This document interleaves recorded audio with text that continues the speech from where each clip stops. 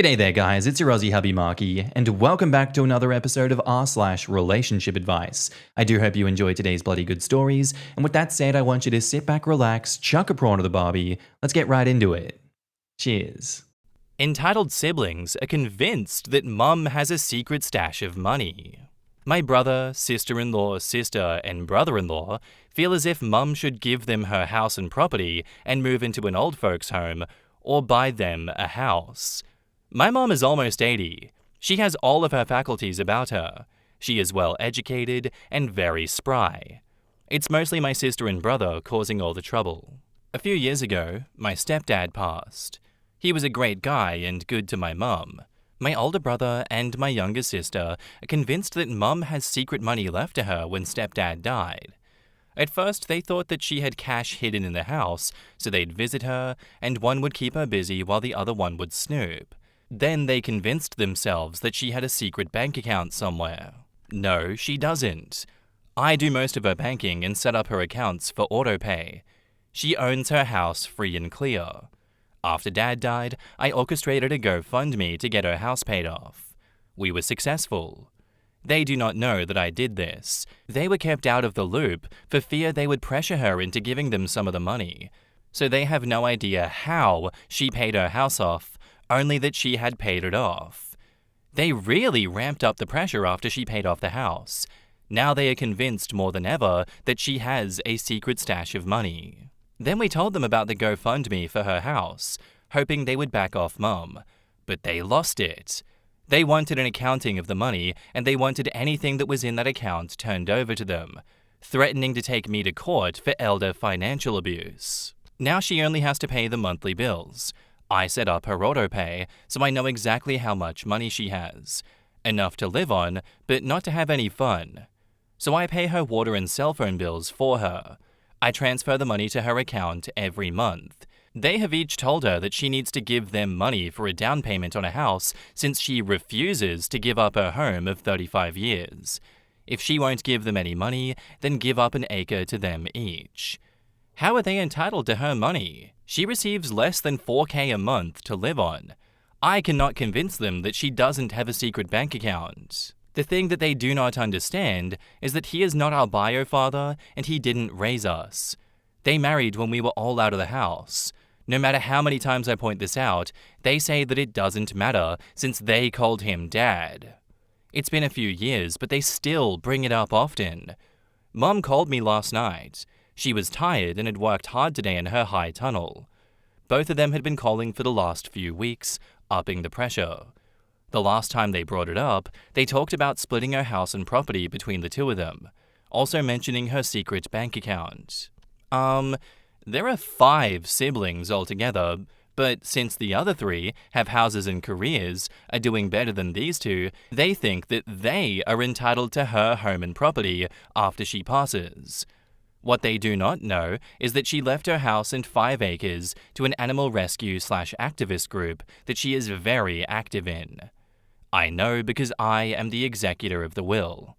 She has asked me not to tell them. How do I get them to back off her without telling them that there's not a snowball's chance in hell that they are getting anything? She doesn't want them to know about her will for fear they will harass the animal rescue activist group. In the comments, Chocolate Key says, I would definitely talk to a lawyer. See if there's some kind of trust that will transfer the house and property to the animal rescue and will still allow her to live in it until she passes, and make it ironclad. Because you know those siblings are going to try to contest your mum's wishes no matter what happens. And OP says, oh, this is a really smart idea. Thank you. Are you in the US? I don't know anything about other countries. One significant advantage of a living trust over a will is that the contents of a will are generally made public during probate, whereas only trust beneficiaries and trustee get to see the trust. If the house is in a separate trust, it could be donated without the family even being informed. In fact, with a charitable remainder trust, she could even get a tax deduction. OP says, thank you for this information. Yes, we are in the US. This suggestion has been offered several times throughout this thread. I'm going to use this information to move forward. If your mum is serious about the donation, the charity may be willing to assist with paying for the attorney fees of setting up a CRT, Just make sure that she doesn't give away too much of it up front. She may want or need that asset if she were to move to assisted living. And OP says that's a great idea. She works very closely with them. She runs a foster through them. I will bring this suggestion up to her today. Yeah, I think taking from all of this advice is the best move to protect your mom with silence and structure. I do think you made a mistake in explaining anything about her finances. Those two obviously had a narrative, and they are so entitled and up their own asses that they obviously won't believe you anyway, no matter what you say. I'd also make sure that she doesn't say anything either, and that all the money talk just goes through you. Maybe start locking down that house a bit more with things like a locked mailbox, new passwords on her house, caller ID blocking as well. Because to me, it just sounds like they are going to continue to ramp up the harassment of your mother. And please, OP, reassure your mum that she owes them nothing. Because when you get harassed that much from your children, I imagine it's easy to change your mind and question yourself. Let her know that her peace and her autonomy matter more than keeping this family drama quiet. And now, on to the update. So many things have changed since my first post. My mum became very ill with vertigo, edema, and went into AFib. She spent 3 days in the hospital. They think that there's an issue with her pacemaker, but she and her doctor also suspect her high blood pressure meds. She needs to go to a specialist. She heads there tomorrow. During that time, the cat rescue that she was leaving her house and property to basically turned their back on her and didn't go in to help her with the animals that she was caring for. Animals that were dropped off by the rescue. She had to scramble to find outside help and pay for it when the rescue that was supposed to help her had turned their back on her. Apparently, the rescue had lost a large grant, and they are now telling fosters that they are on their own. My mum is feisty, and that pissed her off. So she decided that she's not leaving them the property or the house anymore. She has decided to make me the executor of the will with stipulation that I will sell the property and divide the proceeds among her grandkids and great-grandkids. I will follow her wishes to the letter. She's directed me not to tell any of them what she plans, to let them still think that it's going to a rescue. As for you all asking about her income, she lives remotely in Alaska. Her closest store is 35 miles away, one way. If she wants a Walmart, she has to drive 70 miles one way. Her electricity alone is $600 to $800 a month, plus groceries are outrageous. She also has a lot of animals. They keep her alive and happy. She gives 10% to her church and another 10% to charities. She has to pay for car payments, auto insurance, house insurance, water bill, and gas for the truck. If there is anything left, she puts it on an account at the vet so that she has a buffer in case one of her animals needs the vet. In the comments, Euphoric University says, probably stating the obvious, but if her will states the property and house go to the rescue, she must change the will. OP says she knows. She is in the process. Odd timing that her health should change now. Have the entitled's been visiting? And OP says, no, we're pretty sure the change was brought on by her high blood pressure meds. She's still going to the heart specialist tomorrow.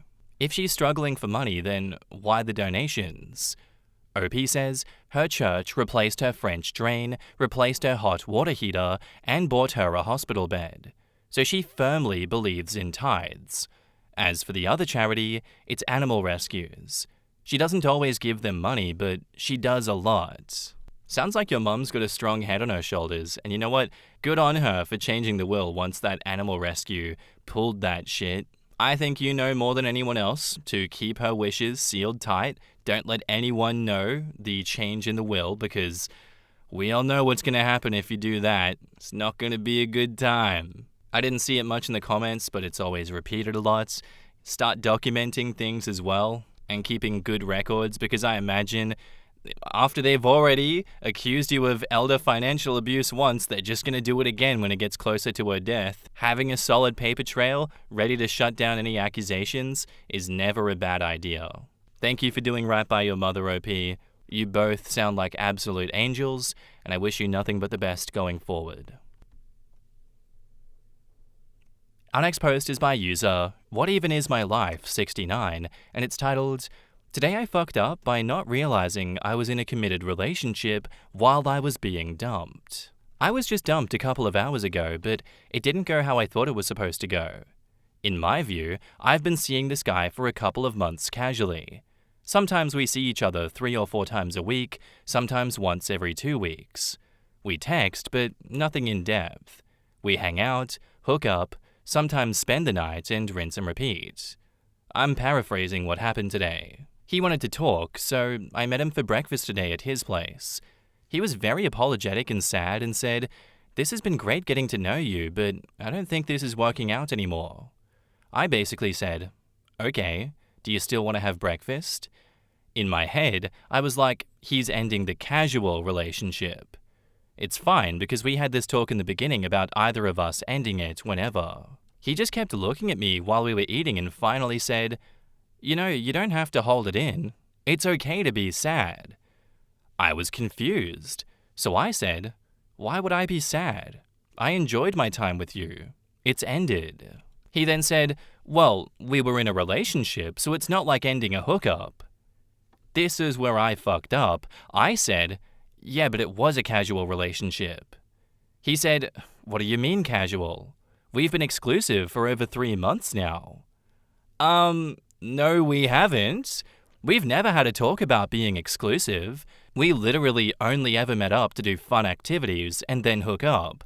When did we decide that we were exclusive? My face showed that this was brand new information to me, and he said, "We kept spending time together. It was implied that we were exclusive." No, it wasn't, and I told him that. He then asked if I'd been seeing other people to where I was just silent, which basically answered it for him. He started yelling and getting angrier because I wouldn't answer his questions, but I literally felt like I was having an out-of-body experience. It was too much information to process at once. I left because he was now saying that I cheated on him. He's now blowing up my phone and saying that we have to talk because he's been loyal while I haven't. I just don't even know what to say. Like, what? We never even had a talk about exclusivity. In the comments, communication is apparently a superpower nowadays. I'd just text him, tell him there's nothing to talk about, and in his next relationship, he should make it clear and not think because he thinks that something is implied that it is, and then block him. Life is too short for drama. Yeah, you didn't do anything wrong here, OP. What is this fantasy land in his head that he's living in where he's like, well, I didn't tell you, but it is implied? No, it's not. It's never implied. It's agreed upon. If he didn't have that talk, he can't be assuming that a commitment was made. It never was. What is he talking about? Don't engage this idiot any further. He's obviously going to be acting on emotion and looking for validation right now. I don't think it's the time to talk about it until you both have some space. Maybe send one clear message if you want to about never agreeing on exclusivity, that you're sorry for the misunderstanding and that you wish him well. If you want to do that, you can. But at the end of the day, I'd still block him and move on from it because you've both agreed to end it. What's the point in fighting at this point? Like, you don't owe him a debate about something that was never agreed upon. He can fight those demons in his head if he wants to. What the hell? And now, onto the update. I would be very surprised if this post wasn't deleted, but I made a post a few months ago about finding out I was in a committed relationship while being dumped. The post was deleted, and I honestly forgot about making it. Basically, in the original post, I thought I had a friends with benefits situation with a friend, but he thought that it was something more, and when he was dumping me, I found out he thought that we were exclusive for 3 months, and that us being in a relationship was implied, though we had never talked about being anything other than casual. Just to answer some questions. A. How were we able to see each other so much? We're college students. Our apartments are literally a street apart. We could go over to each other's all the time, whenever we wanted. B. What was the relationship like? We would literally text each other memes or funny things, or ask when the other person was free to hook up. There was no in-depth convos, no dates, or anything like that. Sometimes we would hook up multiple times a week, sometimes once in 2 weeks. C. What were the fun activities? Movies, bowling, indoor golf, and just walking on a trail, etc. We're in college and not rich. D. Was what was expected discussed? Yes, in detail. Before we started a sexual relationship, we discussed what we expected, the rules, what we wanted, and what we would do if someone changed their mind. We both wrote the rules down in our phones, and the biggest rule was to communicate if something changed for you. E. How many people were you hooking up with? One other person. Believe it or not, but I had him and one other person. If one was busy, another was usually available. F. Did he know that you were hooking up with other people? I told him early on that I was talking/hooking up with another person, but I didn't explicitly tell him who that person was. I used protection, and I have been tested for both. After me leaving his apartment after the initial post, we didn't talk for months. I did a semester abroad, and he did an internship in another city. When we were both on the same campus again, I messaged him to discuss things. I asked him, did he really think that we were in a committed relationship? He said no, though he was down for a friends with benefits. Once he saw me talking to a guy at a bar, he got jealous and didn't want me talking to anyone else. So then why did he act like we were in a committed relationship? Because he wanted to see my reaction. If I was hurt that he was ending it, then he would have changed his mind and given it another chance, but exclusivity this time. Was he hooking up with other people too? Yes. So he was never exclusive with me and made up the relationship angle as a lie. Oh, brother, this guy stinks. I honestly panicked in that initial conversation, and I apologized if I hurt him in any way, but until that point, I thought that we had both been transparent with each other. Turns out, he didn't really like the idea of me hooking up with anyone else but him and made up this committed relationship in his head. We are now good and back to being platonic friends. Edit. We barely see each other now. I haven't hooked up with him since before the breakup conversation and don't ever plan to do it again since I know that there were feelings on his end that I don't reciprocate. I can see that what he did was manipulative, but I don't really care to get an apology from him. I will just maintain my distance. I appreciate the concern though. In the comments, MC Rex says, imagine hearing, I lied to you about thinking we were exclusive. I lied to you about hooking up with other people. I deliberately toyed with your emotions to see if you'd react how I wanted you to. We good? And answering, yep, we good. Unfathomable. It just boggles my mind that OP can be so chill with this situation. But hey, people react to situations in different ways, and that's okay. This was a smart and emotionally mature way to handle it, OP. You kept your boundaries up, you got that clarity, and you didn't let guilt or confusion pull you back into something messed up. Which this situation was very messed up. I think it's good that you guys both cleared the air, and you're absolutely right to keep your distance from him, because once someone starts testing your boundaries, testing your reactions instead of just communicating like a normal person that agreed on communicating from the start, mind you, that trust is well and truly gone. That is someone that you shouldn't trust anymore. I think staying polite with him but detached is the right move in this situation, even though a lot of people won't agree with you. Let him go deal with his own problems. Let him go deal with his manipulation with someone else. Someone that is not you, because he is not right in the head. Thank you for the story, and thank you for the update, OP. Our next post is by user BFThrowaway137, and it's titled, My boyfriend, 28 male, has been collecting my, 24 female, rent for a free house. So I've been living with my boyfriend for a year. I'm a graduate student, so I have a very minimal income, and I'm very upset about this, but my boyfriend says he was trying to do something nice. My boyfriend and I moved in together to a house that he found. He arranged all the landlord stuff and told me to send $1,000 a month to the landlord's bank account. This is a very normal rent for our area, but I could have probably spent less if I'd lived in an apartment. I've been doing so for the last year, only to find out yesterday from his mum that his parents actually own the house and they aren't charging us rent. Upon hearing this, I asked my boyfriend about the $13,000 that he has had me send to some account. and he told me that he was doing it for me as a gift to give back later so I could see how much I've saved. I'm livid. I'm not irresponsible with money. I have no debt, and I even have some savings. Over the last year, there have been things that I've had to miss out on because they just weren't financially feasible without this money. There have been some times when I couldn't get my tires replaced, or couldn't get a new blazer to replace my threadbare one, so my boyfriend got to swoop in and save the day. It's always made me feel so bad that he could just live fine on his salary, which is not that much higher than mine, but I couldn't live well on mine. Now I know it's because he was spending $1,000 less than I was every month. I don't know what to do. I feel upset and uncomfortable about the whole situation, but my boyfriend won't listen to me. He keeps saying that this was supposed to be a surprise gift and I'm taking it the wrong way. I don't know what to think. Am I overreacting? Edit to clarify that his parents didn't seem to know anything about this and were under the impression that neither of us was paying rent. In the comments, you aren't overreacting. He broke your trust and doesn't really respect you if it's true. I'd ask for the money back now. How do you know that he even still has it really? This would be relationship ending in my book. He's treating you like a child, not a partner.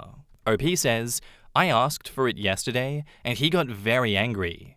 He says that if he gives it back while I'm mad at him, I'll leave him and that I owe him money anyway for the times that he's supported me financially.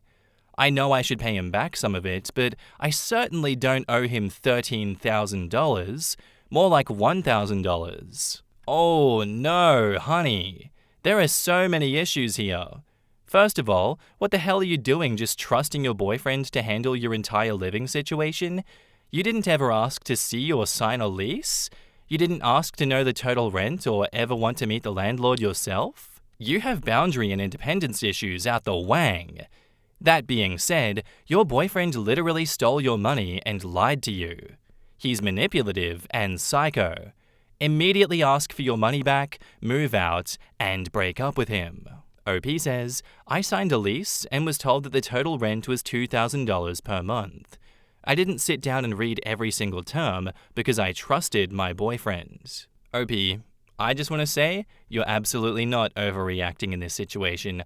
I think this is a massive breach of trust, as would anyone with a brain. He didn't save that money for you because his reaction tells me he probably spent that money. He's been deceiving you for a year and controlling your finances without consent, without a discussion. That's manipulative. That is not romantic. That's how you treat your child, like other people said. You get rent from your child so that you can give it back to them for like a down payment for a house or something. You are not his child. You need to move out and demand that $13,000 back immediately. Maybe in like writing as well. Document, document, document, as they say. And if he refuses, then speak to a lawyer or some organizations. I'm sure there's some out there. Don't let him twist this into a misunderstanding. What he did was deliberate and exploitative, and this is, at a minimum, relationship ending. What a freak. And now for the first update, which is a cross post asking, can I sue my boyfriend for fake rent that he took from me in Pennsylvania? So my boyfriend and I moved into a house together a year ago. My boyfriend told me to deposit $1,000 per month for rent into an account for our landlord. Turns out his parents own the house, and they haven't been charging either of us rent. Turns out he has been saving this money to give me as a gift later. I've seen a bank statement. He will not give me the money right now because he says that I'll take it and leave him. During the last year, my boyfriend has helped me out a couple of times financially, and he says that he can just keep all that money. Although he's probably spent about $1,000 on me, not the full $13,000. I know I probably fucked up by sending the money directly into the account. Is there a way to legally get that money back? In the comments, did you sign a lease of any sort? If not, your boyfriend was charging you $1,000 per month in rent. It doesn't matter if he was not being charged rent himself. Shouldn't this post say ex-boyfriend? OP says, the lease doesn't say anything about rent. I looked back at it, and it basically says that we won't trash the house or move other people in. His parents didn't know about any of this as far as I know. It's their house, not my soon-to-be ex-boyfriend's. So there was a lease, and you have it in writing? and it says the apartment is being rented to the both of you rent-free and your boyfriend both signed it? OP says the lease just says nothing about paying rent. His mum is the owner of the house, and I have a message from her that says she wasn't being paid rent and that neither of us were being charged. He extorted you. Get the fuck out. His reasoning is a lie to obfuscate what he actually did. And now, onto the final update. So I figured this merited an update. I told my ex-boyfriend I was moving out with or without the money, and he told me that if I left him, he could keep the gift for himself. I told him whatever, and I called his mother and told her that I was leaving. She asked why, and I told her the whole story. She asked me to give her a few minutes and then she would get back to me. I heard her call my ex in the other room and could hear her yelling at him through the phone. She called me back and told me to take pictures of the rooms. I sent them to her and she gave me the all clear over text. She also sent me an apology for my ex's behavior. I left and thought that was that. A few days later, I got a check in the mail for $15,000 from my ex's mum. Not exactly justice, because the original money was indeed probably gone, but I walked away feeling pretty good about the whole thing. In the comments, Princess CG says, "Thank God for the mother. She came through and handled it. X was a controlling piece of shit. He was going to hold that money over her, and I'm glad that OP was ready to leave regardless." The most cynical approach I can muster is this. Mum pays for everything, ex-boyfriend extorts the money from OP, mum knows that over $12,000 is out of small claims in her state, and she had a full-on large claims for fraud.